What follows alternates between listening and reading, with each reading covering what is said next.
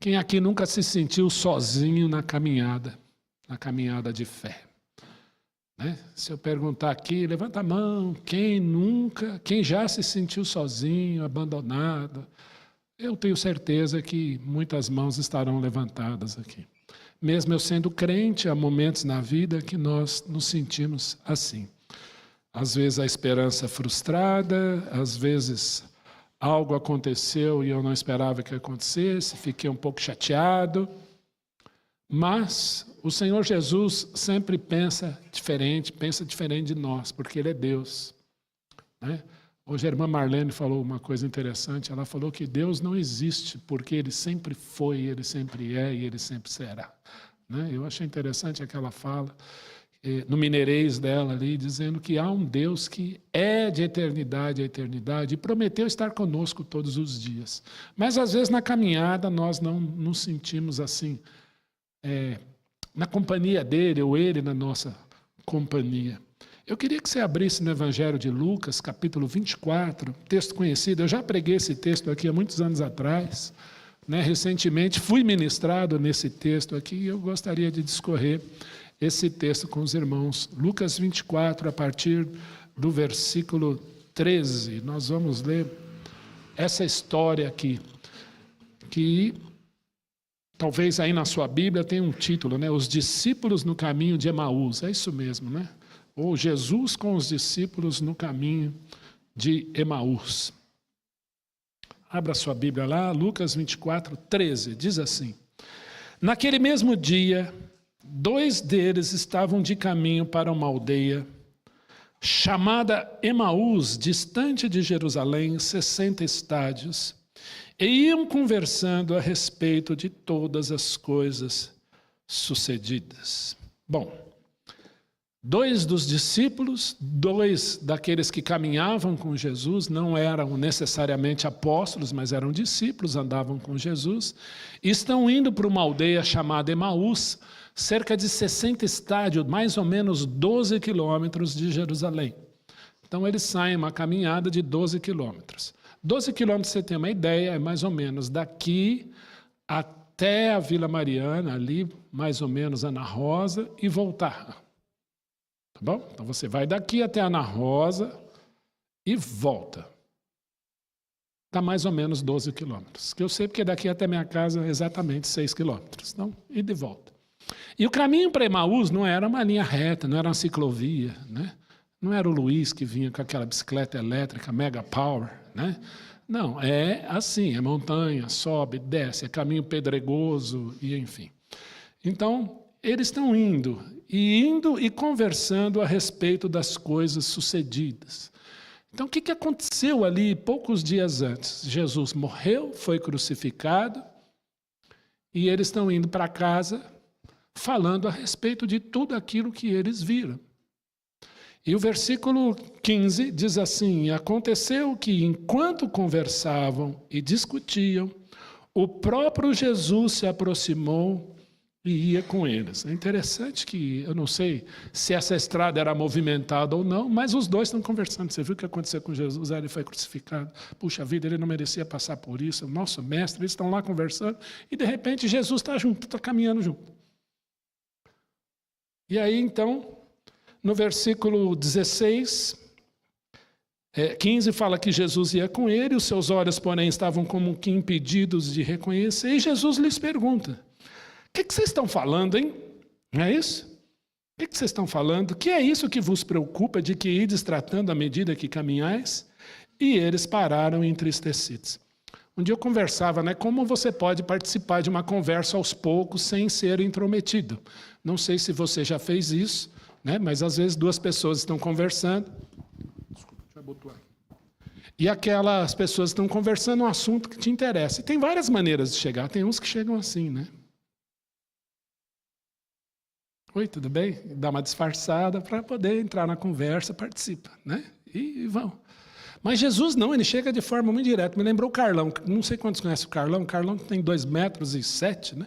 O Carlão às vezes chegava na roda assim, né? Oi, o que vocês estão falando aí? Né? Ele chegava assim direto, né? Quem lembra do Carlão, ele era assim, né? E Jesus é exatamente isso. Então, eles estão conversando a respeito do que aconteceu, e Jesus se coloca no meio e fala assim: o que vocês estão falando que, à medida que vocês estão caminhando, está preocupando o coração de vocês? E eles então pararam, semblante entristecidos. Eles pararam tristes. E no versículo 18 nós lemos assim: um, porém, chamado Cleopas, respondeu dizendo: és o único, porventura, que, tendo estado em Jerusalém, ignoras as ocorrências desses últimos dias? Você está vindo de Jerusalém, não sabe o que aconteceu lá? Você não é daqui não, né? Só faltou perguntar, né, Silvia? Você é filho de quem? Né? Você não é daqui? Né? Você não tá a par do que aconteceu lá? E no versículo 19 nós lemos então: e Jesus dá corda. Jesus pergunta: quais acontecimentos? O que aconteceu? E eles explicaram o que aconteceu a Jesus, o Nazareno, que era varão, profeta, poderoso em obras e palavras, diante de Deus e diante do povo. E como os principais sacerdotes e as nossas autoridades o entregaram para ser condenados à morte e o crucificaram. É verdade também, 21. É verdade, 21. Ora, nós esperávamos que fosse ele que havia de redimir a Israel. Mas depois de tudo isso, já são 3 dias desde que as coisas se sucederam. 22. É verdade também que algumas mulheres das que conosco estavam nos surpreenderam, tendo ido de madrugada ao túmulo, mas nada acharam. Não achando o corpo de Jesus, voltaram dizendo terem tido uma visão de anjo, os quais afirmam que ele vive. De fato, alguns dos nossos foram ao sepulcro e verificaram a exatidão do que disseram as mulheres, mas a ele não ouviram. Eu fico pensando a magnitude desse diálogo. Primeiro que Jesus se põe no meio deles e pergunta: o que está acontecendo? Por que vocês estão assim? O que vocês estão falando? E eles perguntam para Jesus: você não é daqui, né? Você foi para Jerusalém e não sabe o que está acontecendo? E Jesus pergunta: o que está acontecendo? E eles explicam tudo. Que Jesus morreu, que foi crucificado, as autoridades o entregaram à morte, para eles de forma injusta, e foi mesmo.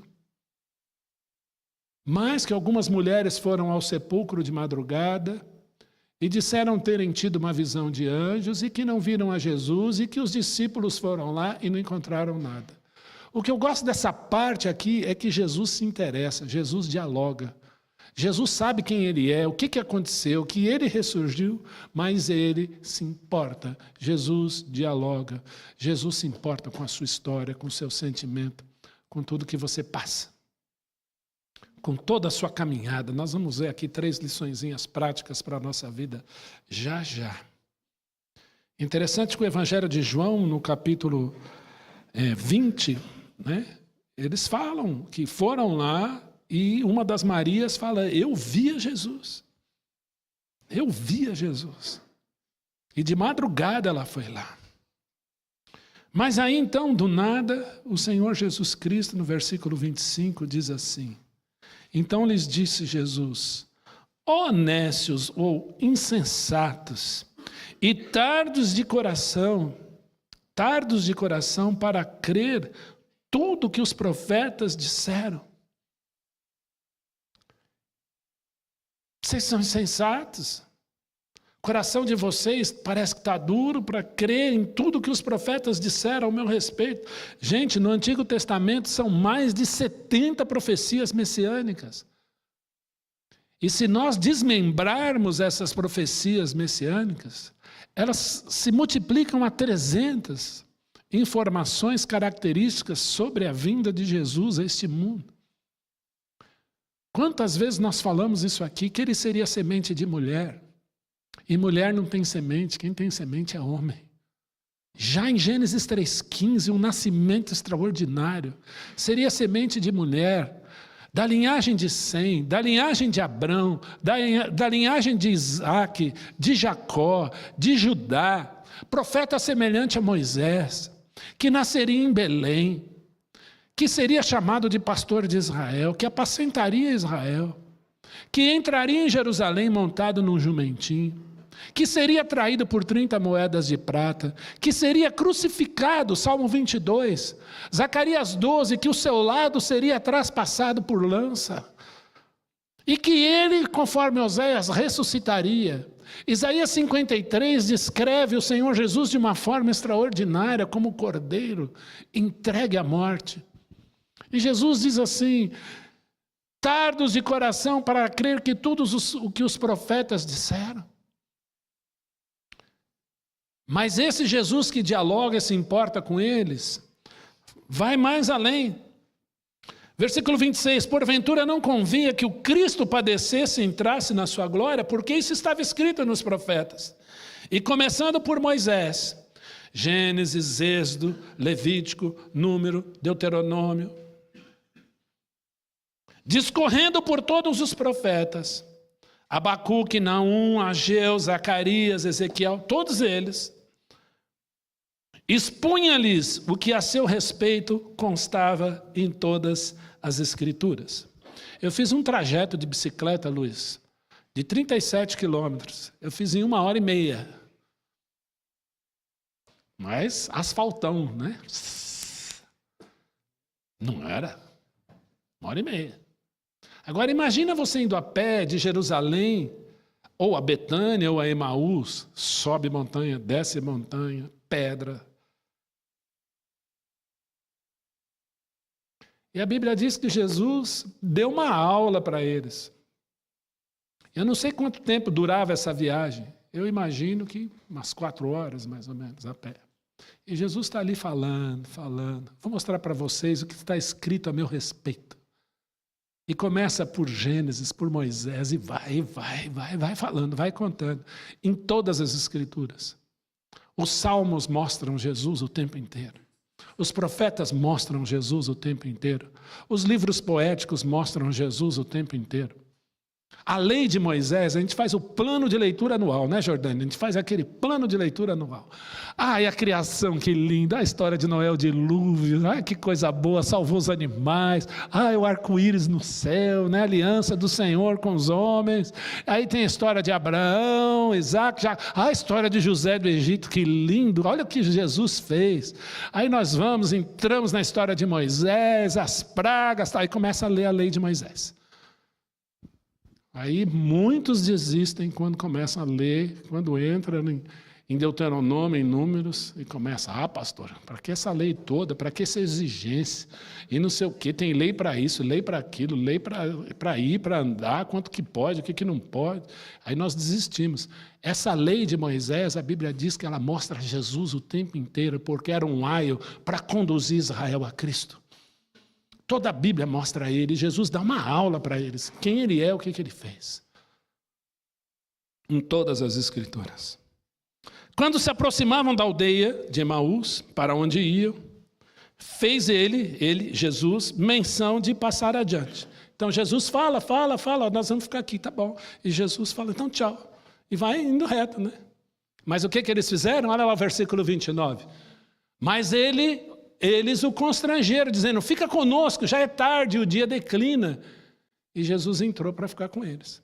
Porque a jornada ali era perigosa. Quantos lembram a parábola do bom samaritano? Aquilo era verdade em Israel. Assalto ali, mas esse negócio de assalto é antigo, gente, desde o tempo de Jesus já tinha.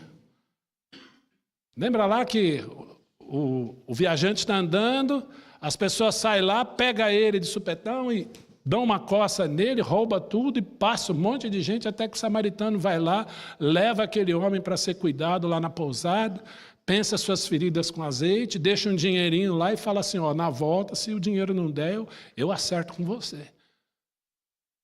Era perigoso, depois de certa hora, fazer essa caminhada. E o dia já declinava, o pôr do sol chegando, fica com a gente, dorme aqui, pousa aqui.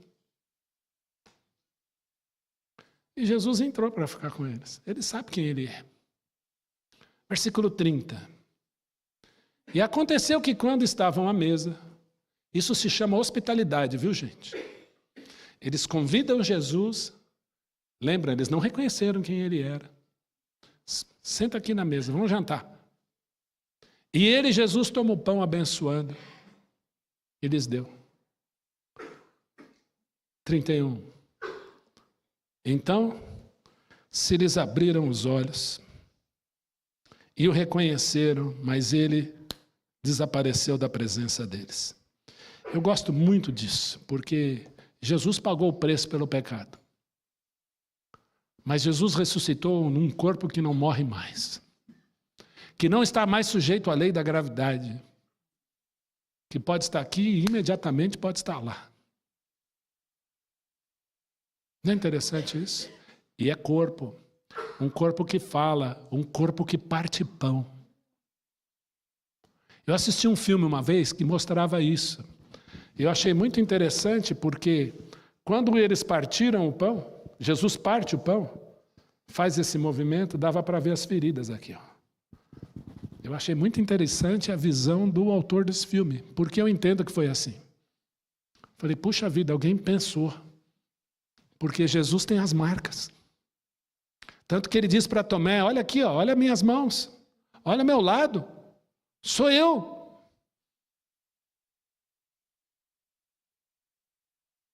Então, quando ele toma o pão, e é interessante que o movimento era como se ele tivesse o feito no dia da ceia, ele parte o pão e distribui, imediatamente eles viram as marcas e o reconheceram. Eu não vou afirmar com certeza o que a Bíblia não diz com clareza, mas eu entendo, eu e o Morato Ferreira da Costa, RG 130, ... asterisco, né, que foi assim. Eles o reconheceram na hora do partir do pão, viram quem ele era. E abriram-se então os seus olhos e Jesus desaparece na presença deles. Porque o pecado foi pago, expiado na cruz. Jesus morreu pelo pecado deles. E aí então eles dizem o seguinte, e disseram um ao outro, porventura não nos ardia o coração quando ele pelo caminho nos falava, quando nos expunha as escrituras? Por que eles pediram para Jesus ficar? Porque o coração deles arderam, pode ter certeza. E na mesma hora, levantando-se, voltaram para Jerusalém, mais 4 horas de caminhada. Talvez tenham feito em 3, porque eles foram correndo imediatamente para Jerusalém. Onde acharam reunidos os 12 e outros com eles, os quais disseram, o Senhor ressuscitou e já apareceu a Pedro, a Simão. Então os 2 contaram o que lhes acontecera no caminho e como fora por eles reconhecido no partir do pão. Interessante. Reconheceram em que horas? No partir do pão. Eu queria deixar aqui, presbiterianamente, 3 lições para você. A primeira, sobre esse texto aqui. Nós poderíamos falar muita coisa. A primeira lição. Às vezes não percebemos que Jesus caminha ao nosso lado e se interessa por nós. Na nossa caminhada cristã, às vezes achamos que Jesus está alheio a tudo que está acontecendo comigo, mas pelo contrário.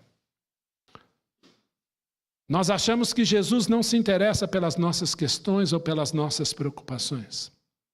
Que Jesus não se interessa pelas nossas frustrações ou talvez as nossas tristezas pessoais. E ele se interessa porque aqueles homens estavam tristes, discorrendo o que tinha acontecido em Jerusalém. Acabou tudo, Jesus morreu, não tem mais esperança para nós. E nós achávamos que ele iria reedificar Israel, restaurar Israel. Às vezes não percebemos que Jesus caminha ao nosso lado e não se interessa pelas nossas indagações quanto ao que sentimos e que a nossa esperança foi frustrada. Quem aqui já não teve uma esperança frustrada? Eu queria que o Edu projetasse lá para mim, Provérbios 23:15 em diante, Edu, por gentileza. Provérbios 23:15.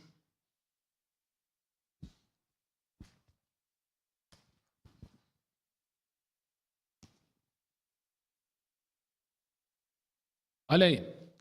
Filho meu, se o teu coração for sábio, alegrar-se-á também o meu próximo. Exultará o meu íntimo quando os teus lábios falarem coisas retas. Continua. Não tenha o teu coração inveja dos pecadores, antes no temor do Senhor perseverarás todo dia. Olha o 18. Porque deveras haverá bom futuro e não será frustrada a tua esperança. Conforme eles caminhavam, eles ouviram o Senhor Jesus falar com eles. E Jesus estava interessado em todos os problemas, em todas as indagações, em todos os sentimentos deles. Então, embora a minha questão seja difícil, a minha frustração ou tristeza sejam grandes, há um Deus que renova todos os dias a minha esperança. 1 Coríntios 15, 19 diz: se a minha esperança, ou se a nossa esperança em Cristo se limita apenas a esta vida, somos os mais infelizes de todos os homens. Então, primeira lição aí, Jesus caminha ao meu lado. Dia e noite, ainda que eu não perceba isso. Eu lembro do Paulo César, do Elo, ele cantava uma música que dizia em algum momento assim: e se ainda eu cair e pensar que é o fim, Jesus me ergue e segue junto a mim. Segunda lição. A palavra de Deus nos mostra o tempo todo quem é Jesus e que as suas promessas são fiéis. Hoje de manhã falamos isso aqui, as promessas de Deus na Bíblia. Mostramos apenas 70, poucas, né? Algumas. Para Israel, para a igreja, juízo também, e também as promessas do próprio Senhor Jesus, pessoalmente. Vimos apenas 70. E aí alguém me perguntou assim, mas como é que eu posso ter certeza que isso vai se cumprir? Porque todas as promessas que Jesus fez se cumpriram. Todas as promessas sobre ele no Antigo Testamento já se cumpriram nele, e não falhou nenhuma. E se falhar uma, estamos perdendo tempo aqui. Suas promessas são fiéis. A palavra de Deus nos mostra Jesus o tempo inteiro. Tudo o que foi escrito a respeito dele se cumpriu, ainda se cumpre e se cumprirá. Sua palavra deve fazer o nosso coração arder ainda hoje. A palavra de Deus é para ser crida ainda nos dias de hoje. No partir do pão, na ceia que nós celebramos aqui, nós devemos ver a Jesus. No partir do pão da sua casa, veja Jesus. E eles o reconheceram no partir do pão, as marcas. Deixa eu dizer uma coisa para você sobre as marcas de Jesus. Toda vez que você quiser pecar, meu irmão, toda vez que você quiser ir de cabeça para o pecado e achar assim, não, Deus não liga para isso. Ele liga assim, lembra das marcas de Jesus. Lembra dos seus pés, das suas mãos ou do seu lado, traspassado por amor a você. Temos comunhão com o Pai e uns com os outros quando nós vemos a Jesus. Eu sinto saudade de crentes que leem a Bíblia e o coração arde. Se o teu coração não arde quando você lê a Bíblia, ora, Senhor, eu quero que a tua palavra cause impacto em mim. Porque eu creio nela. Porque à medida que Jesus não só caminhava com eles, se interessava por eles, o coração deles ardia. Ou seja, a palavra de Deus nos mostra o tempo todo a Jesus. Por que Jesus, pastor? Porque ele veio resolver o seu maior problema. Paul Washer, pregador cristão que muitos conhecem, gostam bastante, ele fala que o maior livramento de Jesus na cruz não foi do inferno, mas da ira de Deus. E terceiro e último ponto, o que eles fizeram? Quando reconheceram a Jesus, eles voltaram imediatamente, fizeram o quê? Testemunharam. Eu não conheço ninguém que possa ter um encontro com Jesus e ficar igual. Eu gosto de testemunho. Conta o que Jesus tem feito na tua vida, meu irmão. Conta para todo mundo o que Jesus faz na tua vida dia e noite. Conta para Jesus que ele tem sido vitória sua pessoal contra alguns pecados. Conta para todo mundo a grande libertação que Jesus dá. Imagina um endemoniado gadareno. Eu fui em Guedara, lá em Israel. Nós fomos lá. E aí eu me perdi da multidão lá, né, do meu grupo. E é um abismo, gente. Tem até uma corrente, você não pode passar, porque não é uma serra igual assim, a Serra do Mar, né? Que parece um paredão. Lá é assim, ó, é um penhascão direto. E o Mar da Galileia é lá embaixo. E eu fiquei imaginando aquela cena ali. E aí, uma legião de demônios num único homem. Então, quando vem a Jesus, ele coloca-se diante de Jesus. E Jesus fala, qual é o teu nome? Legião, nós somos muitos. E Jesus, pelo poder da sua palavra, liberta aquele homem. Era um jovem. E aí aquele jovem liberta, o que ele... Já limpo, asseado, cabelo penteadinho, banho tomado, bonito, cheiroso, como diz lá em Minas, perfumoso. Agora ele fala, Jesus, eu quero te seguir. O que Jesus fala para ele? Fica aqui e conta para todo mundo o que Deus fez para você. O que Jesus tem feito na tua vida. Conta o que Jesus fez na sua vida. Nós estamos fazendo um livro aqui. Gente, 75% já está pronto. Alguns textos eu preciso devolver aqui, né, para alguns ajustes. Alguns eu mesmo fiz. Mas textos lindos. Alguns me fizeram chorar a hora que eu li. Porque a gente precisa contar para todo mundo o que Jesus faz, o que Jesus fez na sua vida. O que Jesus fará na sua vida, porque eu sei que ele faz. E eles, gente, tinham andado 12 quilômetros. E sobe morro, desce morro, é pedra, machuca o pé, volta, chega, janta. Aí vê que é Jesus, o que eles fazem? Vamos voltar, vamos correr para lá. Não, vamos amanhã, estamos cansados, vamos assistir Fantástico. Não, gente, eles na hora foram. Sem hesitar, conta o que Jesus tem feito na sua vida, querido. Porque eu sei que ele fez e fará muita coisa na sua vida. Ninguém vê a Jesus e fica igual. Vai e conte o que Deus fez por você. Lições do caminho de Emaús. Primeira, a gente não percebe, mas Jesus está comigo. A sua palavra mostra quem ele é o tempo inteiro. E uma vez que essa palavra causar um impacto na sua vida, conta para todo mundo. Porque o teu testemunho pode salvar vidas. É para isso que você está aqui, é para isso que você existe. Eu queria encerrar contando a história de um amigo que eu conheci, de outra igreja. E a conversão dele foi muito interessante, da família. Lá na região de Juiz de Fora, que eu brinco que é Rio de Janeiro, mas na verdade é Minas, né, que é bem na divisa ali. A família dele, vamos dizer assim, mergulhada numa das piores formas de idolatria que existia. Pessoas envolvidas com entidades, com coisas que faziam muito mal a eles.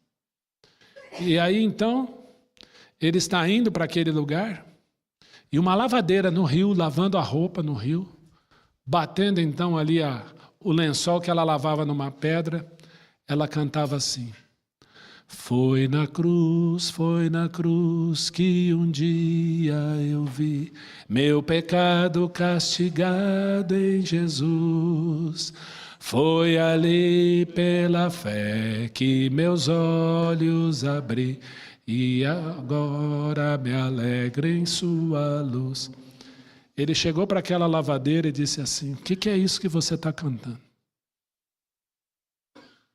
O que é isso que você está cantando? E ela contou para ele o que Jesus tinha feito na vida dele. E toda uma família foi salva. Conta o que Jesus tem feito por você, para você. As tribulações da vida, as dificuldades da vida, elas acontecem. Mas por outro lado, esse Senhor Jesus nos consola para que possamos alcançar a outros. Que Ele abençoe você. Lembre-se, você não está sozinho. Amém?